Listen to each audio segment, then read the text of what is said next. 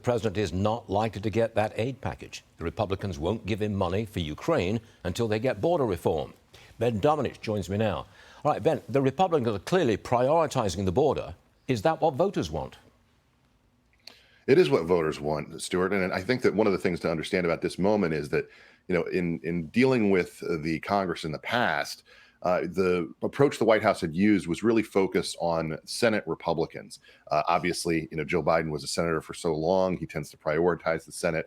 But it's really the House that he needed to be focusing on, and their concern about the border has risen to such a level that it's actually, to hop to the other side of Capitol Hill as well. You don't see Mitt Romney using words as severe as something like pablum when describing the kind of things he's hearing from the White House, unless he's very upset.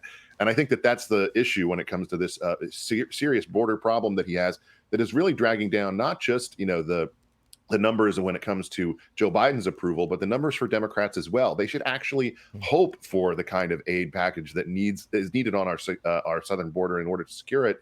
And frankly, if the president wanted to have that aid for Ukraine, he could have it tomorrow if he agreed to the kind of simple, straightforward steps that everyone on the Republican side favors and even some Democrats favor as well. Congresswoman Debbie Dingell, Democrat from Michigan, she's sounding the alarm on a recent CNN poll showing Trump ahead of Biden by 10 points in her key swing state. That's Michigan. Watch this. The only thing I'm going to say about this poll didn't surprise me.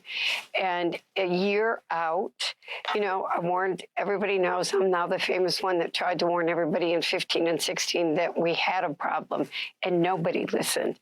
The thing I'm going to say about these polls, it's getting people's attention. All right, Ben, what is going on inside the White House when they hear this kind of thing? I think they're very worried about it, and I think that that's why they're having difficulty managing their situation as it relates to Israel and the Gaza conflict. There's no question that the Muslim American population in Michigan is a key factor in determining Democratic success. And we've seen those numbers decline. We've also seen numbers decline among young voters who have very deep concerns about the economy and their ability to navigate it under Bidenomics. The White House is not doing anything to address these concerns at the moment. They're all, I think, a lot of worries among smart Democrats like Representative Dingell on Capitol Hill. And until they see things turn around and the White House start to pay attention to this problem, they're very concerned about where they could be a year from now. So they should be. Ben Domenech, thanks very much. I'll see you again soon, Ben. Thanks a lot. All right.